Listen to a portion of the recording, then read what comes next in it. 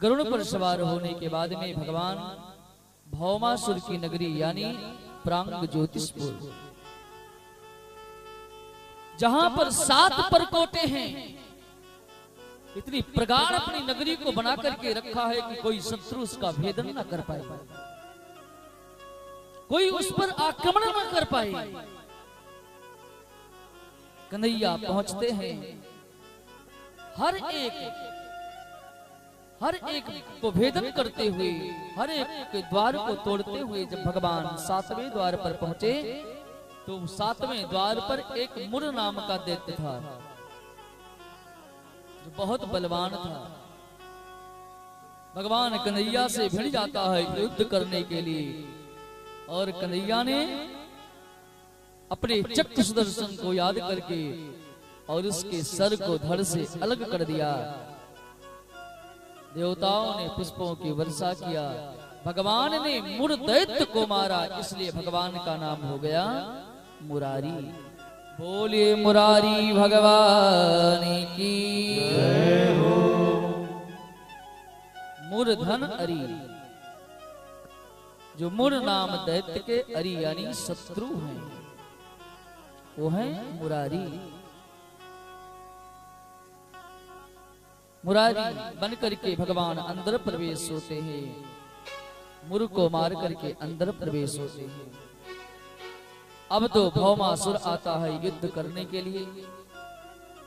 भगवान ने पहले भौमासुर को समझाया, हे भौमासुर, इन देवियों को मुक्त कर दो, क्योंकि इन्होंने तुम्हारा कोई अपराध नहीं किया है। तुम किसी कारणवश, प्रमादवश, ईर्ष्यावश, द्वेषवश, अहंकारवश तुमने इनका हरण किया, इसके लिए मैं तुम्हें क्षमा कर दूंगा, लेकिन तुम इनको मुक्त कर दो। भौमासुर ने कहा, कन्हैया, रही इनको मुक्त करने की बात तो सो करने वाला नहीं हो, और आपके मन में जो मनसा हो सो पूरा कर सकते हो। भगवान समझ गए कि भौमासुर युद्ध करना चाहता है। कभी कभी इंसान के शब्द ही बता देते हैं कि इंसान किस भाव से क्या बोल रहा है। साहब,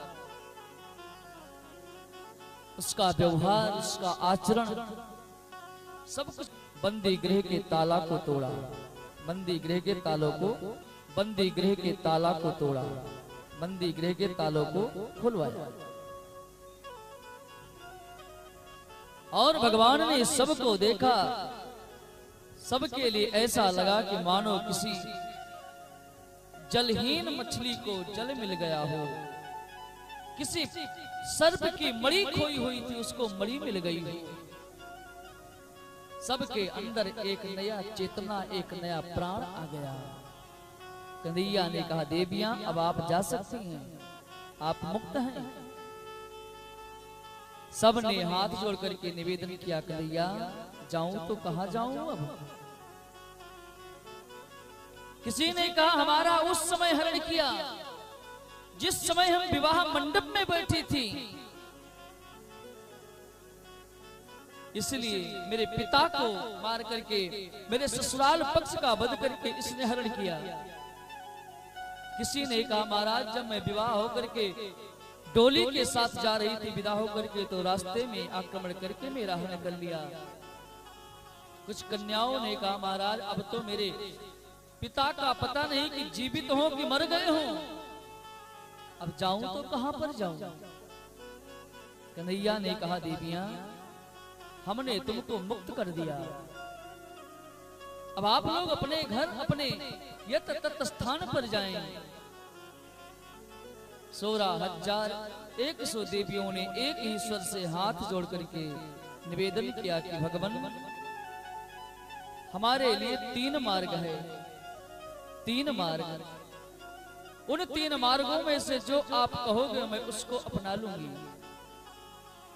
कौन कौन सा मार्ग?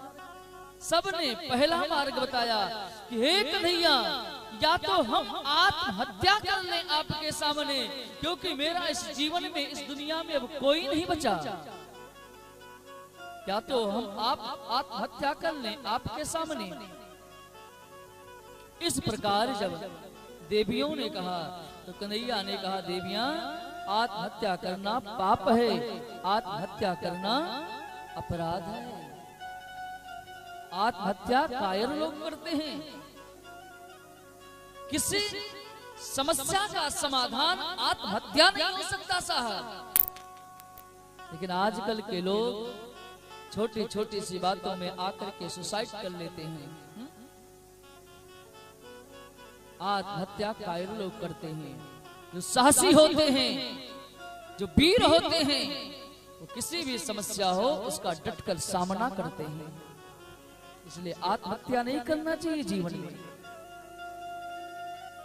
यहां से आप सोचोगे कि आत्महत्या कर लेने के बाद में वहां मुझे इंद्र का सिंहासन मिल जाएगा, तो यहां से बढ़ करके वहां पर यातना दी जाती है। जैसे कोई गलत कर्म करके कैदी बन करके जेल में जाता है तो लोग उसको गाली देते हैं, रे तूने इतना घिनौना कर्म करके आया है, लोग मारते हैं पीटते हैं।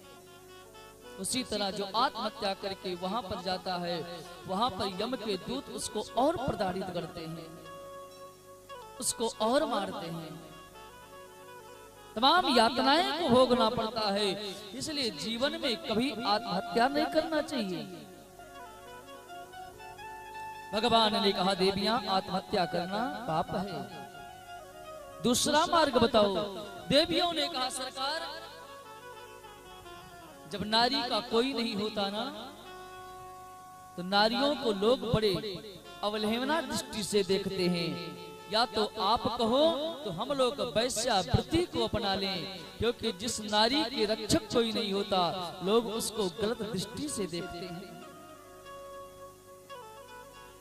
हे कन्हैया, क्योंकि ना तो मेरे पति हैं, ना तो मेरे पिता हैं, ना तो मेरे भाई हैं, ना तो मेरे बांधव हैं।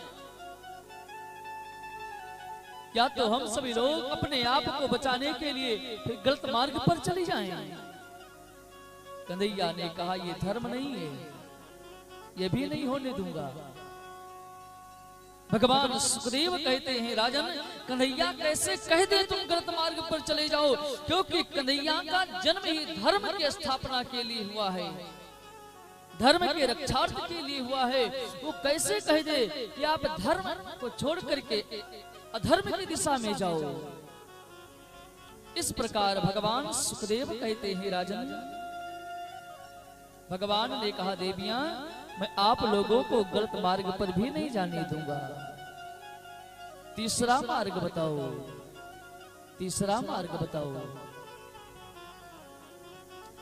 सब ने कहा, प्रभु मैंने सुना है, मैंने शास्त्र पुराणों से जाना है कि जिसका कोई नहीं होता है उसके आप होते हैं। या तो हम लोगों को आप अपना लो, हम आपके हो जाएं। जब आपके हो जाएंगे तो समाज की गंदी नजर हम पर नहीं पड़ेगी, समाज की गंदी दृष्टि हम पर नहीं पड़ेगी, समाज की गंदी उंगली नहीं उठेगी हमारे ऊपर। हम आपके हो जाएंगे। कन्हैया ने कहा, हमारी तो हो ही आप। बोले, सरकार ऐसा नहीं, हम आपकी अर्धांगिनी बन करके आपसे विवाह करके हम आपकी बनना चाहते हैं। कन्हैया मौन हो गया। देवियों ने कहा, प्रभु किसी को समझाना बहुत आसान है, लेकिन करना बड़ा मुश्किल होता है ना। प्रभु क्या आप हम लोगों को नहीं अपनाओगे? कन्हैया कुछ समय के बाद में कहा, जिसका कोई नहीं होता उसका मैं होता हूं। भगवान सुखदेव कहते हैं, राजन भगवान एक ही मंडप में, एक ही जगह पर 16,100 के साथ में एक ही मंडप में सबके साथ में विवाह कर लिया, एक ही साथ में। अब आप विचार करें, 8 विवाह पहले भगवान का हुआ, 16,100 विवाह अब हुआ। अब भगवान के पटरानियों की संख्या हो गई 16,108। आचार्य सुखदेव कहते हैं इस प्रकार भगवान का 16,108 विवाह हुआ। अब भगवान सभी पटरानियों को लेकर के द्वारिका में पधारते हैं। सबके लिए अलग अलग भवन का निर्माण कराया, अलग अलग भवनों को निर्माण करा करके सबको यथा योग स्थान दिया। उसके बाद में सुखदेव भगवान कहते हैं राजन, भगवान के संतान का वर्णन आता है। हर एक धर्म पत्नी से 10-10 पुत्र और एक पुत्री का जन्म हुआ। अब आप गुणा भाग कर सकते हैं कि भगवान के कितने बड़े संतान थे, कितनी संख्या में भगवान का परिवार था। 1,61,080 भगवान की संतानें थी। इस प्रकार भगवान का 1 करोड़, क्योंकि इनका भी विवाह, किसी का 4 विवाह, किसी का 5 विवाह, फिर उनके संतान हुए। इस प्रकार भागवत जी में वर्णन आता है भगवान कन्हैया के प्राइवेट जो परिवार थे 1 करोड़ परिवार था। 1 करोड़। यदि आज के समय में इतना परिवार किसी को होता तो इलेक्शन में किसी दूसरे के यहाँ वोट मांगने की आवश्यकता नहीं होती। स्वयं नामांकन करके स्वयं विजयी को प्राप्त कर लेता।